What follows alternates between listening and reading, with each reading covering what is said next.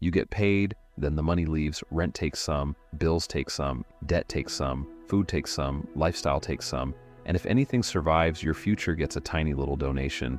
Very generous. That is why earning more can still feel like standing still. Because if every pound that enters your life only passes through it, your money is not building anything. It is just visiting. And visiting money does not create freedom, it creates relief for 3 days. Then the same pressure comes back. Same bills, same waiting for payday, same question, how am I working this hard and still not getting ahead? The problem is not just how much money comes in, the problem is what job that money gets after it arrives.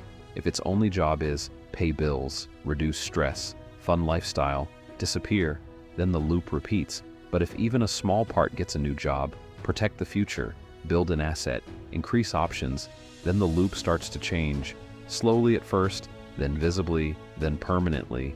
Your money needs a better job than disappearing. Watch the full asset, habit blueprint next. Download the free Wealth Autopsy Fix Kit linked in bio.